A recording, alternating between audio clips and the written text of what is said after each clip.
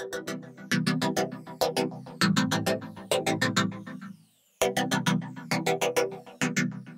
tout le monde, j'espère que vous allez bien. Je vous retrouve aujourd'hui dans une nouvelle vidéo pour vous présenter un haul et unboxing de ma dernière commande Aromazone.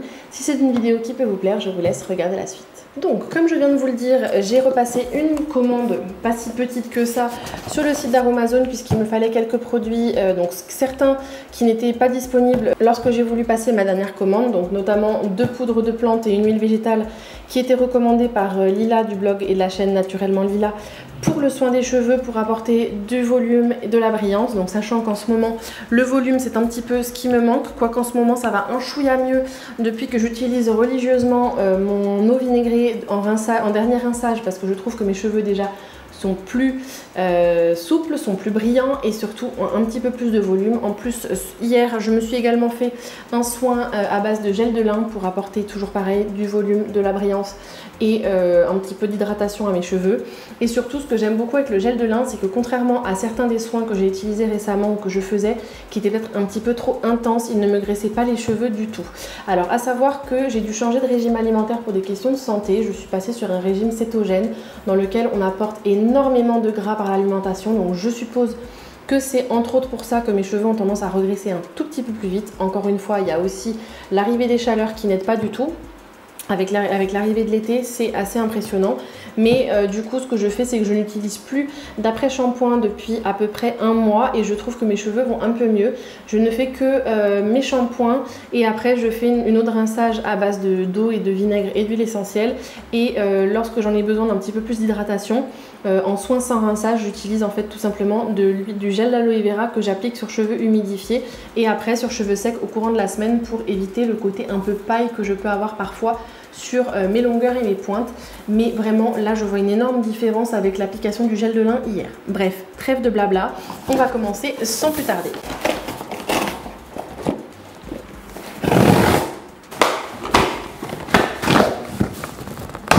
Voilà. Qu'est-ce qu'on a dans mon colis ce mois-ci? Parce que je peux presque dire que ce mois-ci, parce que je fais presque, enfin en tout cas le mois dernier j'avais fait 2 grosses commandes et là j'en refais une ce mois-ci. C'est pas très raisonnable, mais encore une fois je vous ai dit, malheureusement ça fait partie des produits qui n'étaient malheureusement pas disponibles lors de ma dernière commande, et comme je voulais absolument faire ça de manière un petit peu plus religieuse ce mois-ci, je veux du volume et de la brillance.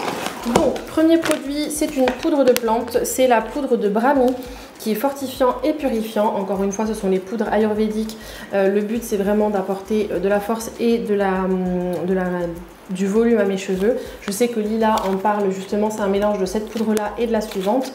Donc la poudre de Brahmi, réputée en Ayurveda, cette poudre est connue pour renforcer et épaissir le cheveu. Elle est également utilisée pour purifier et illuminer la peau. Donc on verra bien si je le teste également en soin visage, mais pour l'instant en tout cas, l'utilisation principale, c'est censé être pour les cheveux. Deuxième poudre de plante et deuxième raison pour laquelle je passais ma commande, c'était encore une fois la deuxième poudre qui va aller avec, c'est la poudre de Kachur Sugandhi. Fortifiant et stimulant, encore une fois, cette poudre issue de la tradition ayurvédique s'utilise dans vos préparations pour fortifier, embellir les cheveux et stimuler leur pousse. Elle ne fonce pas les cheveux clairs et son odeur fraîche laisse la chevelure délicatement parfumée. Donc on verra bien, je pense que ça fait partie, tout comme l'amla, des poudres ou de Kapur Kalshi, les odeurs un peu, comment dire, un peu fleurie en fait. Ça doit laisser une odeur un petit peu fleurie sur les cheveux qui du coup est un petit peu plus agréable que l'odeur du henné. Mais vraiment j'ai trouvé il y a une recette que Lila de la chaîne et du blog Naturellement Lila partage sur son Instagram, et il y a notamment ces 2 poudres de plantes là à mélanger. Je crois que ça à part égale, et après vous rajoutez de l'eau chaude et vous finalisez avec un petit peu d'huile végétale. Et donc voilà, ça fait partie des produits que je voulais absolument, la raison pour laquelle j'ai passé commande. Et la dernière raison pour laquelle je vais passer commande, c'est également puisque le macérat huileux de Brahmi et Bhringaraj revenait à nouveau en stock. C'est encore une fois un produit ayurvédique, fortifiant et revitalisant. Cette synergie associe les propriétés nourrissantes de l'huile de ricin aux vertus des plantes ayurvédiques de Brahmi et de Bhringaraj.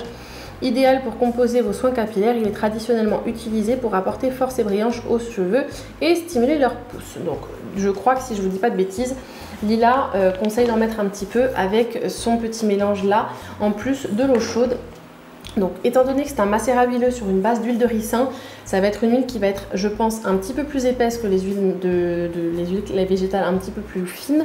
Donc je pense peut-être rajouter un tout petit peu d'huile de moutarde dedans, qui en plus c'est stimulant pour la pousse, afin d'avoir une huile un peu plus fine et facile à appliquer. Alors ensuite, je me suis également recommandé une grosse seringue de 50 ml, donc ou plutôt 60, hein, puisque c'est au maximum, on peut aller jusqu'à 60, mais normalement c'est une 50. Pour pouvoir transvaser les préparations que je fais, notamment parce que j'ai une recette de gloss que je voulais essayer et du coup ça fait partie des produits qu'il me fallait pour pouvoir transvaser mes produits. Ensuite je me suis racheté 3 flaconnets de gloss pour pouvoir justement, comme je viens de vous dire, me fabriquer mes gloss maison. J'ai trouvé plusieurs recettes notamment sur la chaîne et le blog, enfin sur l'Instagram, pardon, la page Instagram de Lou, un point c'est Lou, donc à tester. Et pour ce faire, je me suis également commandé, pardon, ce ne sont pas 3 mais 4 flaconnets de gloss que je me suis commandé. Je me suis du coup commandé 2 poudres pigment végétal. Donc tout d'abord le rose patate douce, donc c'est un petit pot de 2 grammes hein, qui se présente comme ceci. En plus ce qui est mignon c'est que si vous êtes comme moi une enfant des années 90 et que vous avez connu ces fameuses petites tours de gloss, notamment chez Yves Rocher que ça existait et après il y a plein d'autres marques qui les ont fait. En fait ce sont les petits pots que vous pouvez visser les uns sur les autres. Donc ça c'est le côté un peu rétro et Madeleine de Proust pour moi de ce genre de petit packaging, puisqu'en fait ce pot là pourrait servir de couvercle au pot suivant. Donc je me suis pris le colorant, le pigment végétal rose patate douce et le pigment végétal pourpre suro, justement pour pouvoir faire des gloss dans les tons un peu prunes et rosés. Donc ça peut être sympa. Je pense que je vais en essayer un de chaque couleur plus un mélange des deux. Et j'ai également des petites nacres déjà à la maison, pour pouvoir les utiliser et les mélanger avec pour apporter un petit côté nacré à mes gloss. Donc on verra bien ce que ça donne.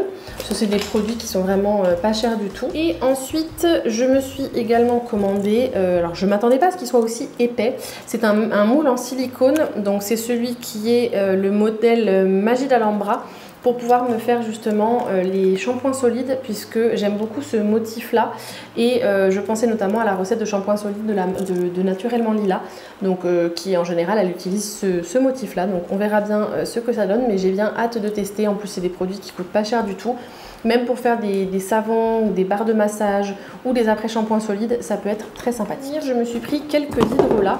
Donc tout d'abord la méga bouteille d'1 litre d'hydrolat de menthe poivrée, sachant qu'on vient d'arriver en été, vous savez que la menthe poivrée c'est ma drogue, hein, c'est mon dada. L'hydrolat de menthe poivrée, en fait, je compte l'utiliser à la fois comme bain de bouche en après brossage de dents.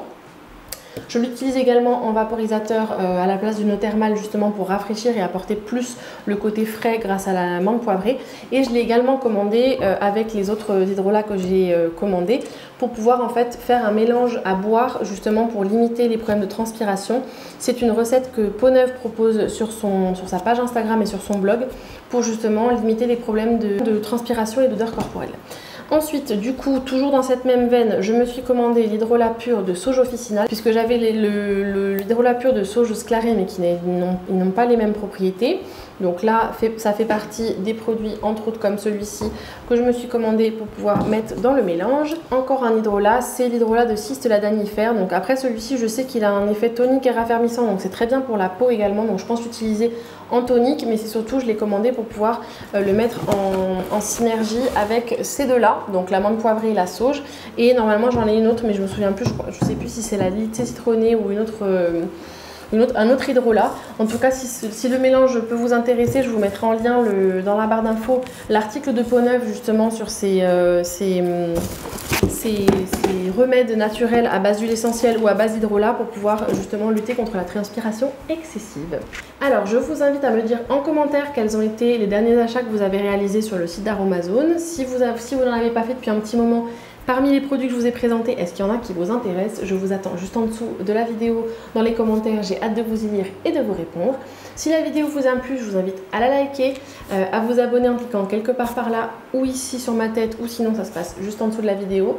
Je vous invite également du coup à cliquer sur la petite cloche pour activer les notifications si ce n'est pas déjà fait. Comme ça vous serez prévenu dès que je publie une nouvelle vidéo. Je vous retrouve mercredi prochain sur la chaîne pour une nouvelle vidéo. Comme toujours, je vous invite à cliquer ici et ici, je vous aurai mis en lien mes deux dernières premières vidéos publiées sur la chaîne. Elles sont pleines d'astuces et de bons plans qui, je pense, pourront vous plaire. Et d'ici la prochaine fois, je vous fais plein de gros bisous, prenez soin de vous et à très vite. Ciao ciao.